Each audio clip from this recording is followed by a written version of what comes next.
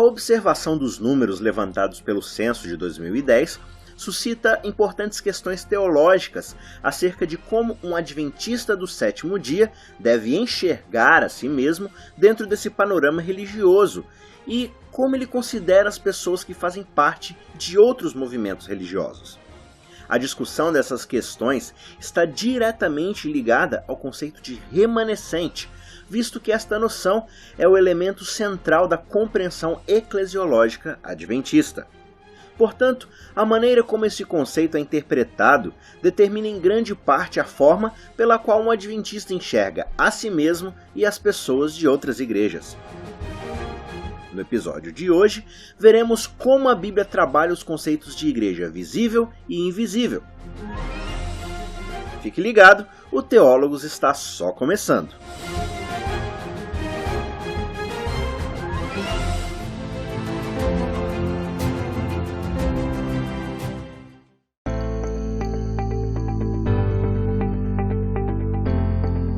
Quando nós observamos os números levantados pelo censo no Brasil, também nós temos censos mundiais, que têm proporções mundiais, mas quando nós olhamos especificamente para o Brasil, nós observamos algumas tendências específicas, como o crescimento dos evangélicos, também o crescimento do sem religião. E para o público em geral, quando eles têm acesso a esses números, eles se confrontam com uma realidade normal, que é a realidade de diferentes movimentos religiosos, diferentes igrejas. E quando ele olha para esse cenário, ele tem a tendência de se perguntar como é que ele se encaixa nesse cenário amplo. Como é que ele se entende como um religioso, como um cristão, como alguém que segue a Bíblia, olhando para essa diversidade toda. Ele vai fazer perguntas como, por exemplo, se a gente tem uma Bíblia só, por que tantas igrejas? Por que tantas denominações? E quando ele se depara com a diversidade, ele fica se perguntando como é que ele pode se afirmar na determinada religião que ele participa. Uma das coisas que a gente pode usar para dar uma base teológica, uma base mais bíblica, para que a pessoa possa desenvolver um senso de identidade em relação a ele mesmo, pertencente a uma comunidade religiosa, de frente a outras pessoas que têm participação em outras comunidades, como é que ele faz essa leitura, como é que ele lida com essa situação, nós podemos explorar alguns conceitos na história do cristianismo, como o conceito, por exemplo, de uma igreja visível e invisível, e também o conceito de povo remanescente que aparece na Bíblia. Aliás, essa é uma das imagens mais importantes da Bíblia ao tratar da ideia do povo de Deus, que é o povo remanescente. Quando a gente começa com o primeiro ponto, que é o ponto sobre a igreja visível e a igreja invisível, nós temos alguns movimentos curiosos ao longo da história. Por exemplo, nos primeiros séculos, nós temos a fase chamada fase patrística. São os primeiros séculos ali na fase pós-apostólica, depois dos apóstolos, obviamente, e tem-se uma necessidade de demarcar exatamente o que é uma postura correta, o que é uma postura incorreta em termos do entendimento do cristianismo, que nós costumamos chamar de ortodoxia, o que é correto e o que não é correto. Na medida que essa demarcação ela é necessária, por movimentos heréticos que vão aparecendo, como gnosticismo e outros mais da época, que trazem ideias equivocadas acerca da Bíblia e da compreensão de Cristo, por exemplo, então essa ortodoxia ela tenta delimitar algumas coisas. Ao delimitar essas coisas, eles vão privilegiar o que nós entendemos ser o conceito de igreja visível. Olha aqui, ela está bem demarcada, a igreja é isso daqui, ou você faz parte da igreja, ou você não faz parte da igreja. E até um indivíduo chamado Cipriano, nesses primeiros séculos, ele como líder da igreja vai colocar uma ideia que vai permear a história. Ele vai dizer, fora da igreja não há salvação. Então nós temos uma demarcação bem clara nesse momento, A visibilidade da igreja, você tem uma afiliação religiosa, e isso vai determinar a compreensão que as pessoas teriam da salvação, de acordo com essa perspectiva. Agora, essa ênfase de se demarcar algo, demonstrar quem faz parte, quem não faz parte, ela vai criando alguns problemas. Porque nós temos dentro da comunidade religiosa pessoas que são fiéis, e portanto aí a demarcação parece funcionar aos nossos olhos, Mas nós também temos pessoas que não são tão fiéis assim. A pergunta é, como que a gente entende essa questão? Essa pessoa faz parte de fato do povo de Deus ou não faria parte do povo de Deus? Aí a questão da visibilidade completa da igreja, ela chega a um limite um pouco complexo, porque ela não é capaz de explicar como lidar com a infidelidade e a fidelidade dentro da mesma comunidade religiosa, dentro da mesma igreja. E aí nós temos outros capítulos da história que vão explorar um pouco essa complexidade de lidar com a fidelidade e infidelidade dentro da igreja.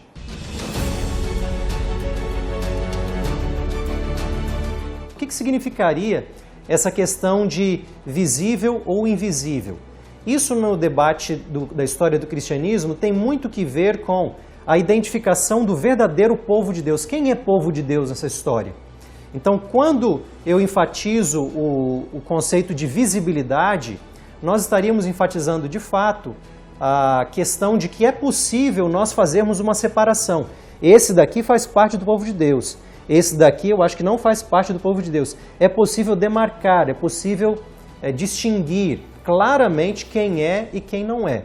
Quando na história do cristianismo se enfatiza outro conceito, que é o conceito de invisibilidade, o que está sendo dito de fato não é que essa pessoa é invisível, ela continua sendo de carne e osso, ela é uma pessoa normal. É uma questão mais, aqui, o conceito de invisibilidade, é uma questão mais da dificuldade de demarcar. É essa pessoa parte do povo de Deus de verdade ou ela não é? É difícil para a mente humana poder separar as coisas. Quando se tem essa linha de pensamento, o conceito é de invisibilidade. Então, quando nós olhamos esses dois conceitos, o primeiro de visibilidade, que enfatiza a clara demarcação, eu consigo fazer um julgamento de quem é do povo de Deus, quem não é. Já o conceito de invisibilidade vai dificultar essa distinção. Eu não sou capaz de fazer essa distinção. Então, esses dois conceitos, eles normalmente estão em tensão na história do cristianismo. Às vezes, há uma ênfase maior na visibilidade. Normalmente, essa ênfase na visibilidade está voltada mais à questão de observar, olha, esta é a igreja e você se torna povo de Deus se vinculando a essa igreja. Então existe ali uma formalização de vínculo, a pessoa é batizada na igreja, ele tem um nome naquela igreja, então ele é visivelmente do povo de Deus. Essa é uma demarcação feita. Mas por outro lado, especialmente quando essa igreja ela enfrenta momentos de apostasia, de infidelidade a Deus, grande parte da comunidade é claramente infiel aos princípios bíblicos. Então esse conceito de visibilidade ele fica um pouco complicado. Como é que a gente diz que esse é o povo de Deus? Aí vem o conceito de invisibilidade, onde teólogos e estudiosos da palavra de Deus vão dizer: a gente não consegue fazer uma demarcação muito clara disso, a gente não é capaz de separar, embora exista a igreja, exista a comunidade, é muito difícil a gente dizer quem é quem nesse processo. Cipriano, ao tentar dizer, olha, isso é de Deus, isso não é de Deus, isso é heresia, ou seja, um ensino equivocado das Escrituras, esse é o ensino correto, ele vai na linha da visibilidade. Ele quer ter marcadores bem claros daquilo que é e do que não é do povo de Deus. Mas, obviamente, chega um momento de apostasia, infidelidade dentro dessa comunidade e as pessoas se perguntam, bom, se é tão claro definir o povo de Deus visivelmente, como é que é possível alguém fazer parte da igreja e ao mesmo tempo ser infiel? Então aqui nós chegamos nesse limite. Como é possível dizer que fora da igreja não há salvação e implicitamente está dizendo que todos que estão na igreja estão salvos, mas se essa pessoa ela acaba não seguindo princípios bíblicos? Então nós temos aqui esse conceito um tanto limitado.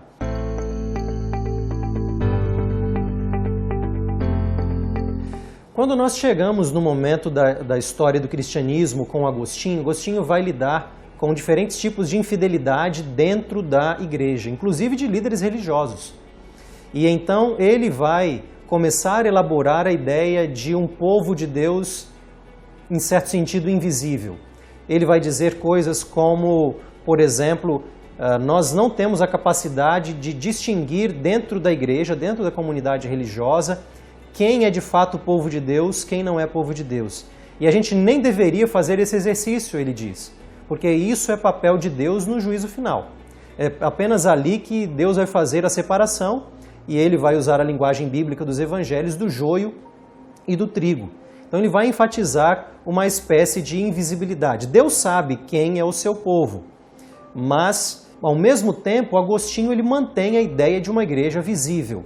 Ele apenas vai desafiar um pouco essa divisão tão clara da visibilidade de quem é do povo de Deus, quem não é do povo de Deus. Quando nós chegamos um pouco mais à frente na história, nós chegamos na época da Reforma. Nós chegamos, por exemplo, na altura de Lutero, Martinho Lutero, com as suas iniciativas da Reforma Protestante. E como é que ele vai, de certa forma, desafiar a igreja tradicional, a igreja medieval? Ele precisa de subsídios teológicos para desafiar essa igreja que pretensamente detém as chaves da salvação. Porque como alguém vai fazer parte de outro movimento religioso se é a igreja tradicional até então que detém a mediação da salvação? Como é que alguém vai sair dessa igreja? Obviamente Lutero ele não começa a Reforma Protestante pensando em criar uma nova igreja. Ele começa pensando em reformar a igreja até então presente. Só que ao longo do processo ele percebe que isso não é possível. É necessário haver algum rompimento com isso daí. E ele faz o rompimento. E nesse rompimento, qual que é a linha que ele vai usar? É justamente a ênfase de que o povo de Deus, ele faz parte de uma igreja invisível.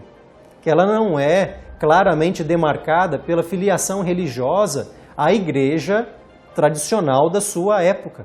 E então com essa ênfase, ele tem subsídios teológicos para dizer que é possível fazer parte de outro movimento religioso e ainda assim ser salvo. Obviamente ele vai desafiar a ideia de que a igreja que ele está criticando não é uma igreja fiel a Deus. Ele vai criticar, ele tem um livro, por exemplo, intitulado O Cativeiro Babilônico da Igreja, e no fundo a igreja, que é o povo de Deus, invisível na fala dele, que não é demarcada o povo não é demarcado pela afiliação religiosa estrita, ele está num cativeiro com líderes que não são, de fato, do povo de Deus. Essa é a grande crítica que ele faz à Igreja Católica Medieval de sua época. E então ele vai trabalhar muito com o conceito de igreja invisível, povo de Deus, que é povo de Deus aos olhos de Deus. E então cria-se a ideia de uma nova afiliação religiosa, ele vai criar uma outra comunidade, uma outra igreja. Nós temos as igrejas protestantes surgindo aí, e elas surgem nessa ênfase de que a igreja é primariamente uma comunidade invisível, no sentido de que é Deus quem conhece essa comunidade. Mas é claro, na medida que essa é uma comunidade real e concreta, Lutero vai ter uma igreja, vai ter pastores nessa igreja, vai ter um conjunto de crenças que regulam essa igreja.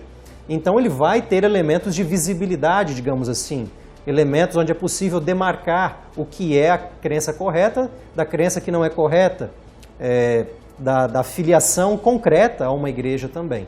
Então nós vemos Lutero enfatizando primariamente a invisibilidade, mas ele também vai dizer que a igreja ela se torna visível na medida que ela se reúne como comunidade para ouvir a palavra de Deus no contexto da pregação e também praticar os sacramentos, que no contexto de Lutero seriam principalmente o batismo e a Santa Ceia.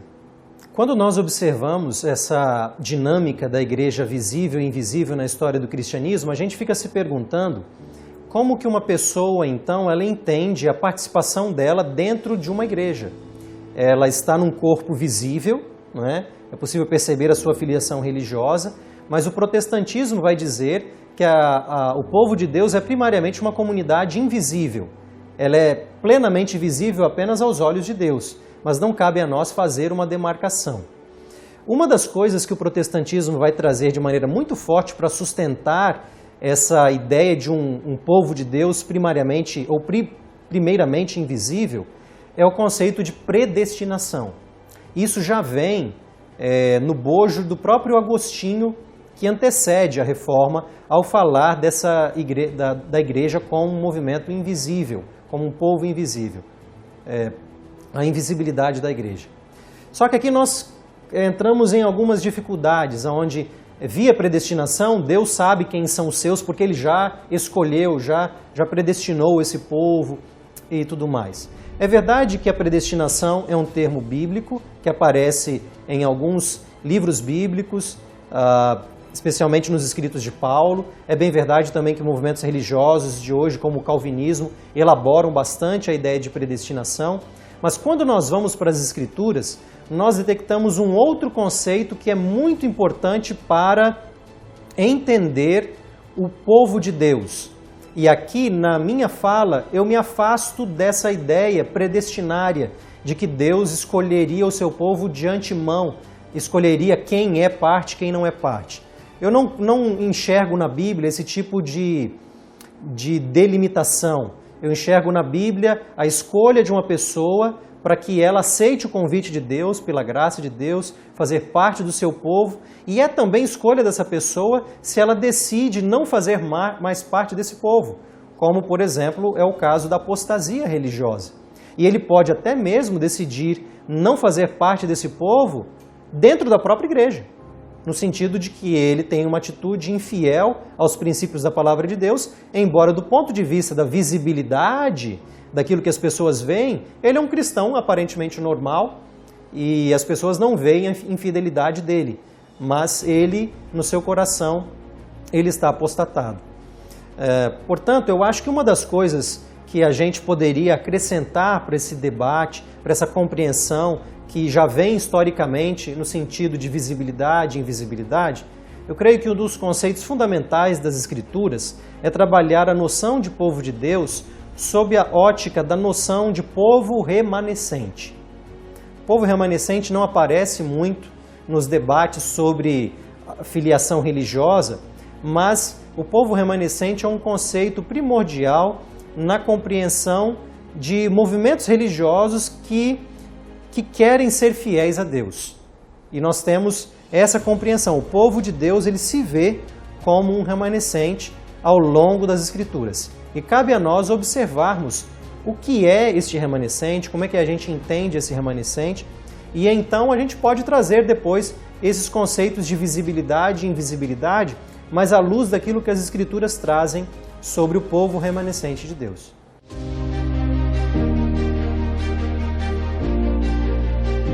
Quando nós abrimos as Escrituras, nós encontramos esse conceito do remanescente, e esse conceito do remanescente ele é muito amplo.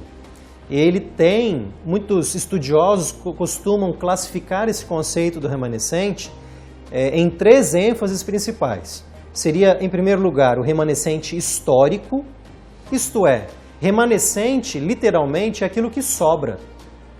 Então, digamos que houve uma grande catástrofe, um grande problema aconteceu na região, e naquela catástrofe, digamos que seja uma catástrofe natural, sobreviveram algumas pessoas. A linguagem bíblica, uma das linguagens bíblicas para essa sobrevivência é o remanescente. Foi quem restou dessa catástrofe.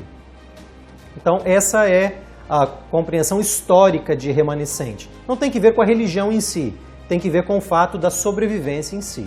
O segundo sentido, o segundo conceito do remanescente é o sentido mais religioso agora, que nós costumamos chamar de remanescente fiel. Então, é aquele que depois de e agora eu vou aplicar a linguagem do remanescente histórico, depois de uma catástrofe em dimensões religiosas, apostasia, que seria o abandono dos princípios de Deus, o remanescente fiel é o remanescente que sobra. É o povo que resta depois dessa catástrofe espiritual que acontece. E, finalmente, o terceiro conceito seria o remanescente escatológico. Por escatológico, nós temos a ideia de algo que se projeta para o fim, não é? A ideia de um final da história. Então, esse seria o remanescente, que é aquele povo que tem conotações religiosas, obviamente. Ele tem essa ideia do remanescente fiel, mas é o fiel que se coloca lá no tempo do fim. É aquele que no final da história é realmente o povo de Deus, é o povo que resta. Então a gente pode dar aqui alguns exemplos que vão clarificar esses diferentes tipos de conceitos acerca do remanescente, uma linguagem rica que se aplica de diferentes maneiras. Por exemplo, quando nós vamos para o dilúvio, a história do dilúvio, o relato ali no livro de Gênesis, nós temos uma grande catástrofe histórica, uma grande catástrofe nas dimensões naturais. E o que nós temos ali é a linguagem do remanescente. Nós temos, depois da catástrofe, sobra um remanescente, que é Noé e a sua família. Eles são sobreviventes, eles são os que restam de uma catástrofe. Remanescentes nesse sentido mais histórico. Quando nós vamos também em Gênesis para a história de José, por exemplo, existe uma grande catástrofe que está assolando o Egito e toda a região ao redor. E é neste momento que Deus levanta José de maneira bastante dramática. A história de José é uma linda história que tem muitas reviravoltas. E ele é levantado naquele momento para que ele possa manter um remanescente na terra. E para que haja, depois dessa catástrofe da fome, sobreviventes. E a Bíblia também vai usar essa linguagem de remanescente na história de José. Nesses dois exemplos que foram dados, de Noé e de José, sobre o remanescente histórico, uma sobrevivência, uma catástrofe natural, real, histórica, nós podemos destacar aqui duas passagens bíblicas principais para que você possa acompanhar. No caso de Noé, nós temos aqui em Gênesis, no capítulo 7, 23, a Bíblia dizendo o seguinte, Gênesis 7, 23. Assim foram exterminados todos os seres que havia sobre a face da terra. Ficou somente Noé e os que estavam com ele na arca. Aqui, na linguagem hebraica, ficou somente Noé é uma terminologia do remanescente, é aquele que restou. Na história de José, quando nós vamos para o capítulo 45, verso 7, José vai dizer assim para os seus irmãos, quando ele revela a sua identidade lá no Egito: Deus me enviou adiante de vós para conservar vossa sucessão, em hebraico, um remanescente, na terra, e para vos preservar a vida por um grande livramento. Isso é Gênesis capítulo 45, verso 7. Então José está ali para preservar um remanescente nessas configurações, nesse contexto mais histórico.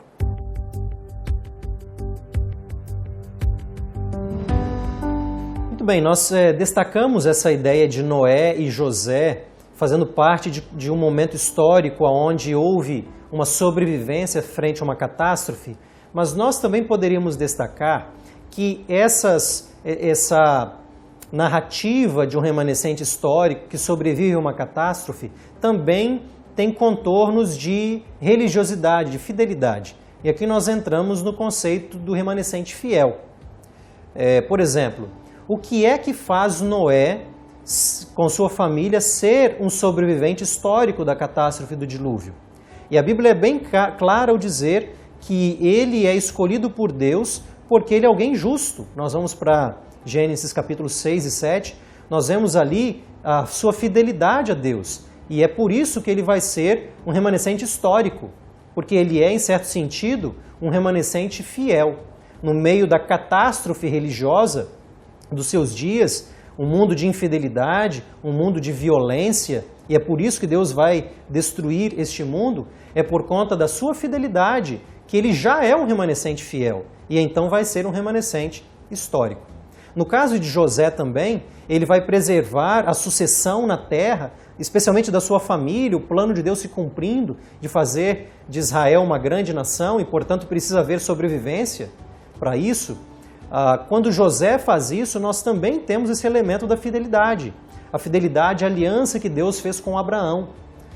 Os planos que Deus tem de fazer de Abraão uma bênção para todas as famílias da terra. E ele vai fazer isso porque existe um remanescente fiel. No meio da idolatria egípcia, vai ter um povo ali no Egito que vai levantar o nome de Deus. Então nós vemos traços religiosos, traços de fidelidade aparecendo ali. Nós não temos apenas um remanescente histórico, nós temos também um remanescente fiel.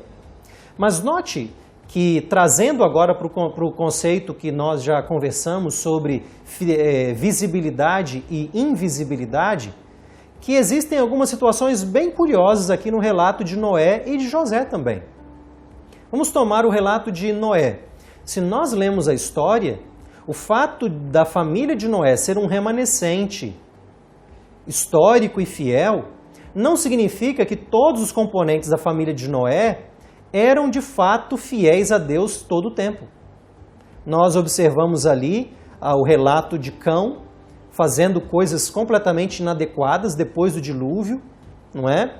Então nós percebemos elementos de que, embora um grupo seja remanescente, isso não vai significar necessariamente que todos sejam estritamente fiéis.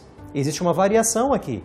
O fato de José preservar uma sucessão na terra para os seus irmãos não significa que seus irmãos sejam santos, no sentido de uma fidelidade completa. Nós sabemos os problemas que os irmãos têm, nós sabemos das limitações que eles têm também, e é claro que aqui eles já estão num contexto de arrependimento, mudança de vida, mas nós sabemos tudo o que implica em relação ao povo que é formado a partir dos irmãos de José.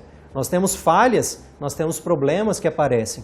Isso tudo ajuda a gente a entender que, embora o remanescente seja uma comunidade concreta, que seja discernível aos nossos olhos, portanto visível, ela também tem elementos de invisibilidade, isto é, não é possível a gente tomar essa comunidade e dizer que ela seja por completa, totalmente fiel a Deus, e todos que não fazem parte dessa comunidade estão automaticamente fora do povo de Deus. Existe uma complexidade aqui e o elemento de invisibilidade, isto é, a dificuldade de nós fazermos uma separação estrita, ela se apresenta aqui no cenário do remanescente. Temos então uma base muito interessante no livro de Gênesis sobre o remanescente, aparecendo ali especialmente no contexto de catástrofes de ordem natural, que envolvem fome, dilúvio, e nós vimos como que a ideia de um remanescente histórico se alinha à ideia de um remanescente fiel também. Mas existe uma oscilação na história. Quando a gente vai para a época, por exemplo, dos profetas, estou pegando aqui profetas bem de uma linha inicial das Escrituras, 1 Reis capítulo 19 é um exemplo disso, nós temos Elias. Elias vive uma grande catástrofe de ordem espiritual. Há uma apostasia muito grande, a liderança do rei da época dele não é das melhores, Acabe é um rei terrível. E nesses momentos onde a apostasia ela é muito grande, a catástrofe é muito grande, o elemento da visibilidade ele diminui drasticamente. É difícil discernir quem é do povo de Deus, quem não é, num cenário de apostasia muito grande e até mesmo de perseguição religiosa, porque Elias se sentia ameaçado com isso daí, e as pessoas na nação também. A conclusão de Elias nesse contexto, no capítulo 19, versos 10 a 14 de 1 Reis, é dizer assim para o Senhor: tenho sido em extremo zeloso pelo Senhor, Deus dos exércitos, porque os filhos de Israel deixaram a tua aliança, derrubaram os teus altares e mataram os teus...